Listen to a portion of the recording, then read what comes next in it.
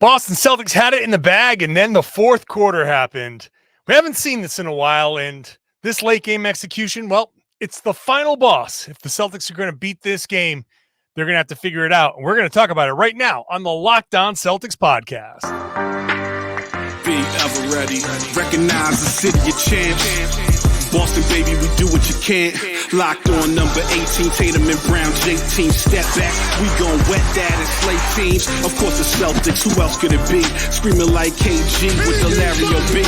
Karalis above average, assessing the team status. Best daily pod, no cap, salary matching. Clutch like Bird the DJ, keep John on replay. Prime time, dapping up the truth on the sideline. Raining J's, how it started, raising banners, how we finished. Locked on Celtics pod, home of the winners. B. Hey there, welcome back to the Locked On Celtics podcast, right here in the Locked On Podcast Network, where it's your team every day, and I got you covered every single day, Monday through Friday, with a free, fresh podcast that drops directly to your device. So if you haven't subscribed already, you're on your favorite podcasting app right now, subscribe, and you'll get the show even on weekends when they play. Normally it's a Monday through Friday show. They play on a Saturday night like they do in Phoenix. I'll give you a bonus podcast. So do that, subscribe on the YouTube page, let me know what you think in the comment section. I'm John Karalis. If you don't know me by now, I used to play a long time ago. Now I'm covering the Celtics for Boston Sports Journal, and today I'm covering a 105-104 collapse.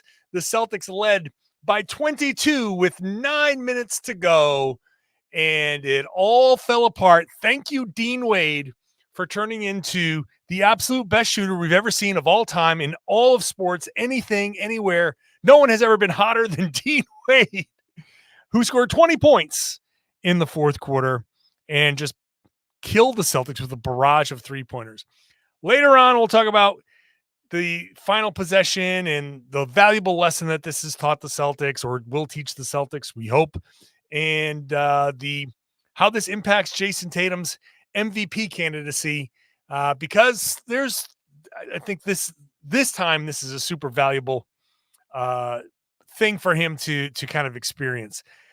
But let's just get into this. So the fourth quarter, the Celtics were, this was building to this collapse. I really feel like this game was building towards a fourth quarter kind of collapse. This game was the NFT of basketball games. It was the speculative housing market of basketball games. There was a bubble.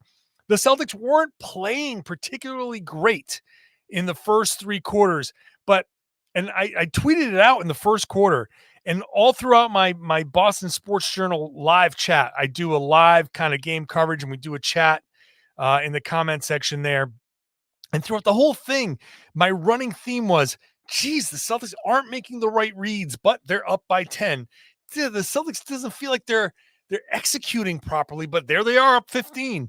And it just kind of felt like they had possessions where the entire thing was just crappy. They had one possession where it was like 16 seconds of muck.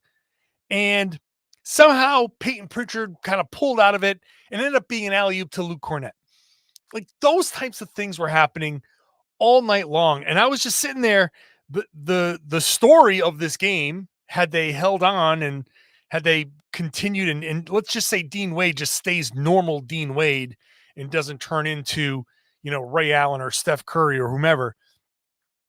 If the Celtics just continue on and the game continues on, the story would have been, wow, the Celtics are just, they've reached this level where they can just outclass teams. They're not even like, they don't even have to execute particularly well anymore. They're just so talented, and the muscle memory is there where when they need it, they can dip into it. And that really is like the elite level, right? That's the championship level kind of play, where what we saw for three quarters was they kind of do things not entirely the right way. And I remember Kristaps Porzingis saying this like a month ago or so, and he kind of reiterated it after the game in this one, where it's like, they know, they understand, like, we don't have to be perfect to win these games. We know. And after the game, he called this a a good loss, not like in a moral victory type of thing or anything like that. He called it a good loss because they kind of needed it as a recalibration. He used recalibrate, just like a little bit of a humbling, a little bit of an ego check, because they played this game for the most part like, yeah, we're so good. We like Tatum, not just Tatum, but Derek White did it. Like other guys did it. You run a pick and roll and they two go to the ball, and the play is always to just, okay, swing it. And Porzingis is at the top of the key a couple of times and they didn't get it to him, and guys are open, and what ends up happening is they were more interesting in attacking the mismatch. Tatum the other day after the game, I think it was after the Warriors game, talked about yeah, I've got the big on me and someone else has got the small, if Porzingis got the small, I know the right play is to give it to him because that's the right play. And I even though I want to attack this guy, I shouldn't do that. But in this game, he did do that. He didn't give the ball up. It felt like he was like, hey, you know what? I got matchups here. I'm just going to go for mine. It was a very kind of almost last year's team kind of performance from him. And if you want to get into, I'll touch on the valuable lesson part now a little bit. It's kind of going to be a running theme throughout this podcast. This is a reminder, no, the fourth quarter collapse is a reminder that the Celtics are the championship favorites for a reason. And it's not because they played the way they did in the fourth quarter.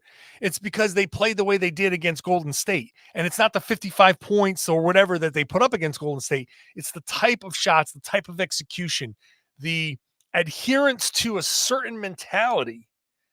You get to this point because you play well, because you play with a certain mindset, because you know if we get the ball to the right guy, good things are going to happen. When you get away from that, you really take away from what that pad is between you and the rest of the league.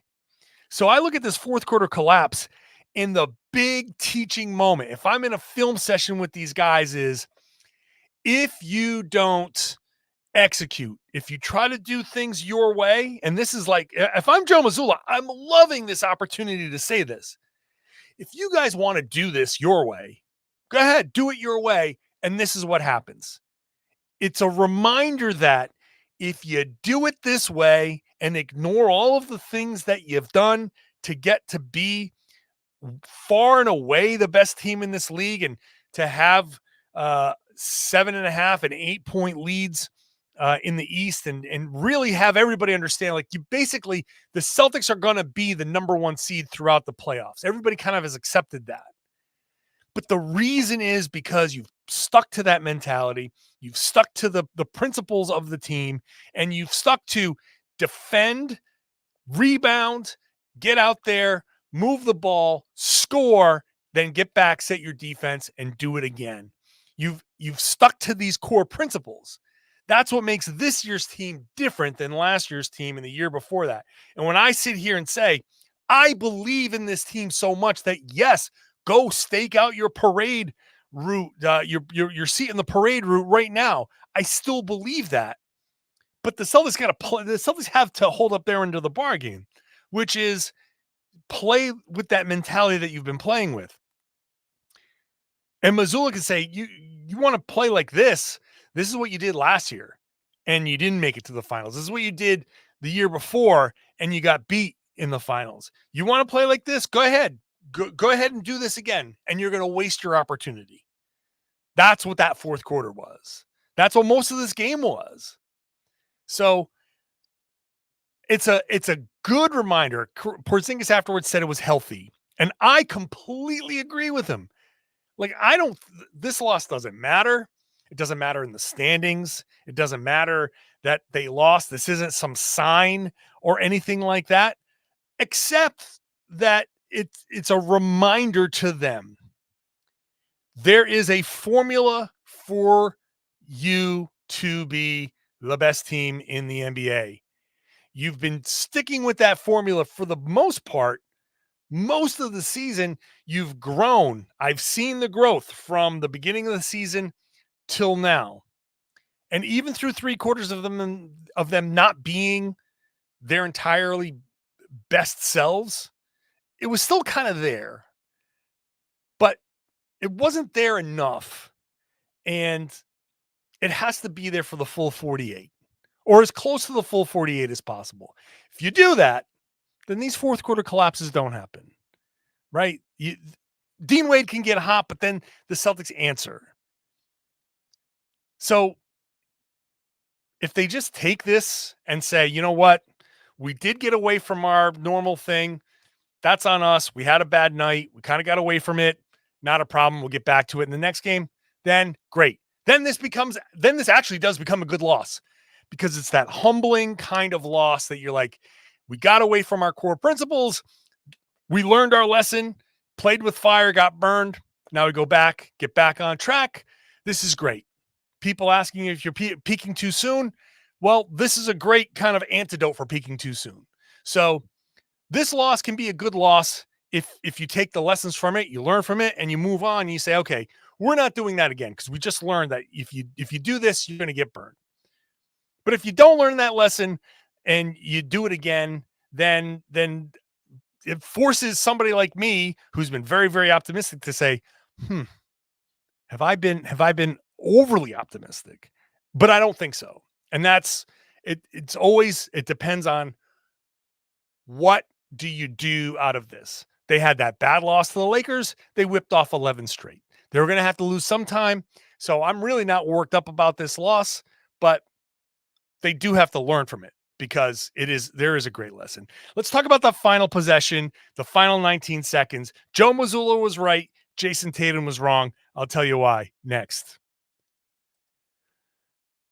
Today's show is brought to you by eBay Motors. Passion, drive, patience. That's what would have brought home this win against the Cavaliers, but it's what brings home the winning trophy, and it's what keeps your ride or die alive. eBay Motors has everything you need to maintain your vehicle and level it up to peak performance, from superchargers, roof racks, exhaust kits, LED headlights, and more. Whether you're into speed, power, or style, eBay Motors has got you covered with over 122 million parts for your number one ride or die. You'll always find exactly what you're looking for. And with eBay Guaranteed Fit, your part is guaranteed to fit your ride every time or your money back, because with eBay Motors, you're burning rubber, not cash. With all the parts you need at the prices you want, it's easy to turn your car into the MVP and bring home that win. Oh, man, I love this ad read today. Keep your ride or die alive at ebaymotors.com. Eligible items only. Exclusions apply. eBay Guaranteed Fit is only available to U.S. customers. And thank you for making Locked On Celtics your first listen every day. Go check out Locked On Sports Today. It's the first ever national sports streaming channel on YouTube, and now it's available on Amazon Fire TV, on the Fire TV channels app, the free Fire TV channels app. So go check that out. 24/7 coverage of all the biggest story in sports. Locked On Celtics makes its rotation in there too, because the Celtics are a national story. It's on YouTube, and it's also on the free Fire TV channels app, so check that out. Final possession, 19 seconds left. Let's go through it. 19 seconds left. First of all, let's go back to a couple of seconds before that. We'll go to the execution where the Celtics they're down 4.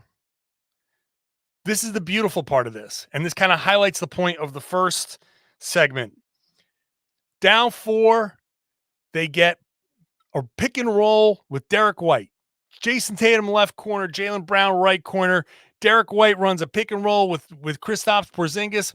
Porzingis pops. He gets the ball, goes over to Drew Holiday. Holiday is kind of covered, but then he cuts back door. Boom, nice pass, layup. That's beautiful execution. The fourth quarter is all about buckets.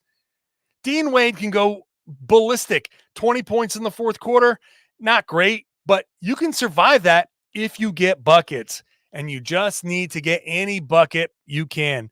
It doesn't matter if you're going 3 for 2, 3 for 2, 3 for 2, because eventually they're going to run out of time. And 22 points in that situation.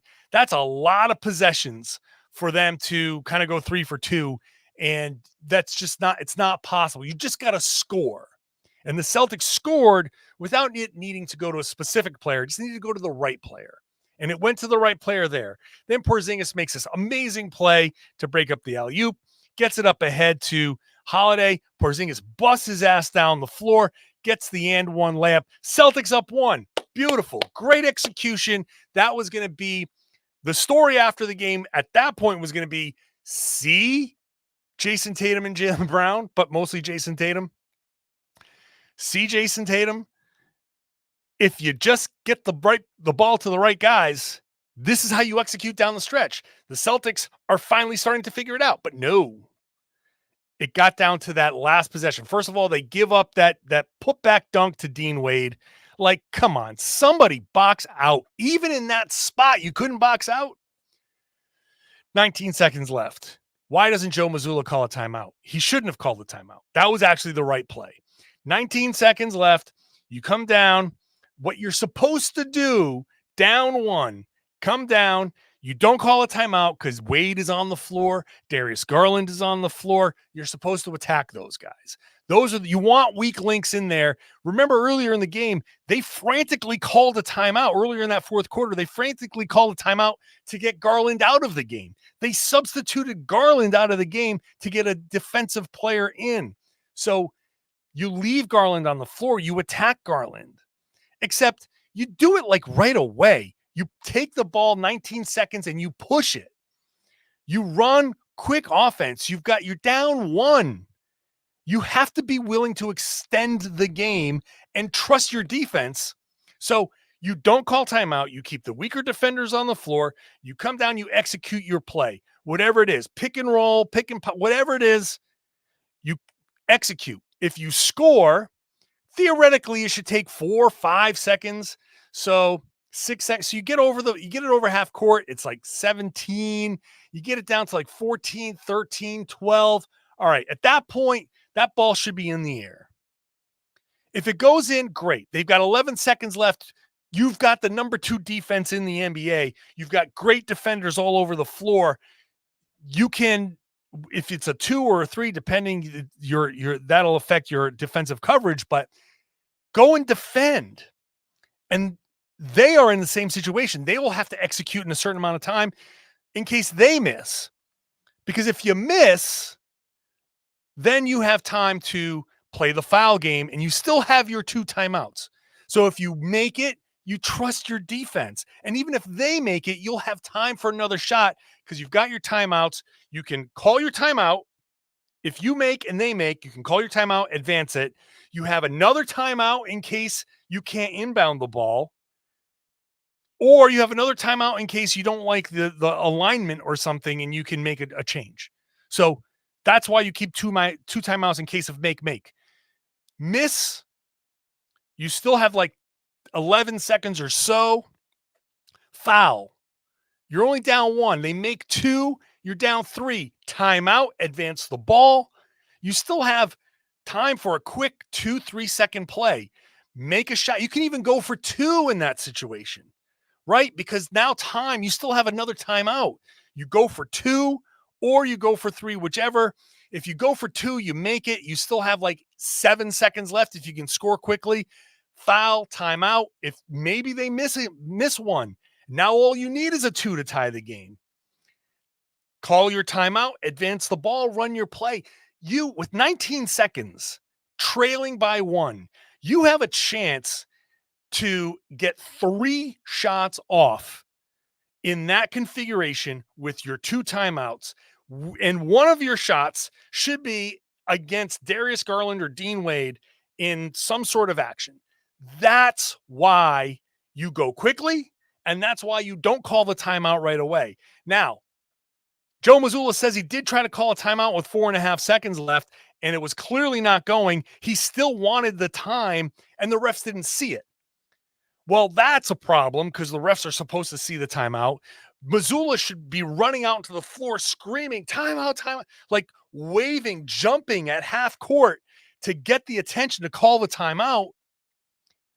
Maybe he didn't do it because he didn't want to get a technical foul. I don't know, but you got to do something to call the timeout and get their attention.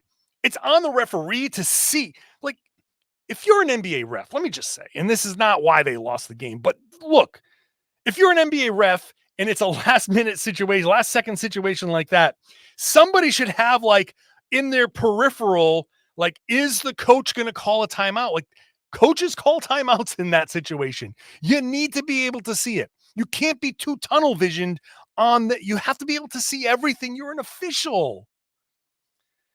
They did at the end, the way everything went, by the way, they did get it right as far as, like, why didn't the Celtics get possession after the Jayson Tatum initial foul call? Because of imminent possession. Well, at that point, the game would have been over. So the right call was the jump ball. And once the ball is tipped, you get the clock starts. They could have gone to the monitor to see if there was a 0.1 situation. Maybe there could have been 0.1 and the Celtics could have gotten the lob. That could have been a situation. Maybe that's something that should have been addressed. Last 2-minute report's going to be interesting. I'm sure that's going to piss a lot of people off. But the final possession was completely botched by Jayson Tatum. Why you wait like that, I don't know. You're not supposed to wait like that. You're not supposed to go for the final shot. Tatum has been in that situation before. He's failed in it before. That is something that you need to figure out. This is Boston's final boss. This is the how you win the video game. I'll talk about that and Jayson Tatum's MVP, how this hurts his MVP case. I'll do that in just a second. Today's show is brought to you by BetterHelp.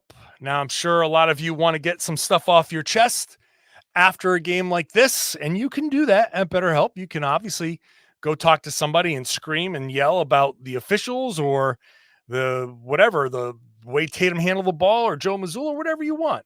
But really, therapy is great to get a lot off your mind and a lot off your chest, and in a way that is healthy and productive. I'm a big proponent of therapy. I've benefited from it. And I know that BetterHelp removes two big obstacles. One is finding a therapist because it's all done online. It's all designed to be flexible and suited to your schedule. So you have a number of therapists to choose from. Doesn't have to be in your area. And if you don't click, that's a big obstacle.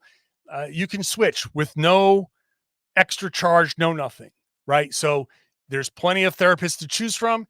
And if you can keep going until you find the one person that you connect with. Such an important element to successful therapy. So go check it out. If you're thinking about starting therapy, give BetterHelp a try. It's entirely online. BetterHelp.com/LockedOnNBA. You get 10% off your first month. So go check it out. BetterHelp, H-E-L-P, BetterHelp.com/LockedOnNBA. Thanks for making Locked On Celtics your first listen every day. It's a reminder that if you're going to be watching this game on these national broadcasts, and if you're not fond of the national broadcast team, go check out the Sirius XM app. Find Grandy and Max, search Celtics, find Grandy and Max, sync their audio up to your TV, and boom, there you go. You've got yourself a home broadcast. So if you're not in the Boston area, that's a way to get your local Celtics fix. Check it out on the Sirius XM app. It's worth it. So this is Boston's final boss. And we all know that if you've played video games, that final boss is very difficult. I think that they've gotten great at the entire game. They can get to the end of the entire game. If they can master this final boss, which is late game execution, they will win the game. They will beat the game. They will beat the game of NBA, which means they will be champions, and this is it. But they've got to fix this late game execution stuff. Tatum has to understand what the time and situation is. You are not bigger than the game. You are not bigger than the moment. So you've got to go and execute properly. There's like a combination to beating these final bosses in these video games. You've got to absorb some hits. So yeah, Dean Wade is going to go off. Something like that's going to happen in these fourth quarters. But there's always some kind of special combination that you have to execute to win. And in this situation, down 1, you have to understand Jayson Tatum, what the time is, what the situation is, what the math is. Like, you've got to figure that part out. It's not just you and your raw talent and you versus this matchup, because I tell you, it hasn't worked. It hasn't worked enough. He's had big games and he's hit last second shots before, but it's been a while. And this is something that's going to hold him back. When people look at a game like this, you say, you want me to make this guy the MVP? He's great. He's first team All NBA. But is he Giannis? Is he Jokic? We've seen Luka Doncic bury the Celtics. How many times Luka Doncic making a last second shot to win a game? It's highlights are all over the place. And you can say, well, Jayson Tatum's better than Luka Doncic. Okay, yeah. But if you're not closing these games, and if you're consistently missing these fadeaway shots at the end, you're not going to get the MVP. You're not going to get higher than 4th or 5th, because guys like Jokic are at the center of the team executing to win games. I know I'm saying this after they had a huge comeback. They lost their game in overtime because Kevin Durant is awesome. But regardless, Jokic is at the center of them winning games. He beat the Celtics. These guys are MVPs for a reason. Jayson Tatum, if he can figure this little bit out, it's his final boss, and it's the Boston Celtics final boss. If you can get past this, if you can figure this out, then this is what makes the MVP. Not being the best player on the best team, not any of these other arguments that we've been hearing. Games like this, where everything's going wrong, and Tatum, down the stretch in the last 2 minutes, is in control of the game. Does it mean that he scores the last 10 points to beat the Cavs? Maybe. Does it mean that he has 4 assists in the last minute or last 2 minutes and no points to beat the Cavs? Might also mean that. Maybe he's blocking shots and drawing 2 and kicking and swing and all of that same stuff that they do all the time. That is being in control of the game. You don't have to be the shot maker. You have to be in control of the game. And this is why I think Jokic is far and away the MVP. Because more often than not, he's in total control of these games. So when we talk about the level Tatum needs to get to, like, he's at an incredibly high level of basketball. He's top 5 in the NBA, right? But how do you get to that top 2 or 3? That's that MVP level, that for real, we're not just making an argument because the Celtics are good and we have to make an argument for Jayson Tatum. Like, the guy that is so good, like Luka, where your team is not great, but you're still in the MVP conversation. So combine the team being great and you being that great. That's Jokic, right? That's Giannis. But it's being in control of those moments. And that means understanding the situation, understanding what you're trying to do, understanding all of those elements of that final 19 seconds. Come down, run a play quickly. You heard Scal on the broadcast. If you listen to the Boston broadcast, he's like, you got to go much quicker than this. You have to go. He's like telling him, go, go, go. So, look, it is a valuable lesson. It is a very teachable moment. If Mazzulla is the coach I think he is, and I know him to be, he's hammering this point home. Like, Tatum, just come down. If you're going to take that shot, if you're going to go one-on-one against Garland, do it, but do it with like 16, 15, 14 seconds left. So we can either defend a 1-point lead or have a chance for you to do it again and again if you need to, because one of those shots, you can say one of those 3 attempts is going to work, but regardless, gotta understand the situation. And that's what makes the Celtics a championship team, and that's what makes Tatum an MVP. He's right there. It's just that next, you got to beat the final boss. You got to beat the final boss to beat the game. Celtics now move on to play the Denver Nuggets. Both the Celtics and the Nuggets lost on Tuesday night, so they're raring to go on Thursday. I'll have a podcast tomorrow, kind of picking up the last remaining pieces here of this game. And then Thursday, I will be here after the Denver Nuggets game. So that'll be the Friday podcast.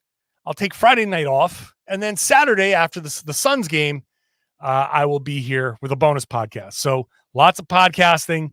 So subscribe wherever you get your podcasts. And you can hop onto the YouTube page. Get in there, get into the comment section. Let me know what you think of this game. Again, I'm not worried. This is not a big deal, but it very clearly, obviously, the Celtics have that one last thing, that one last bit to, and it might not matter in the playoffs. They might just beat teams, 4 times by 12 and maybe have a couple of tight losses, but it might not matter. But let me know what you think in the comment section on that YouTube page. And then if you're an everydayer or not an everydayer, whoever you are, I would just love it if you share the podcast, spread the word, tell your friends. They should be listening to and watching the Lockdown Celtics podcast here on the Lockdown Podcast Network. It's your team every day.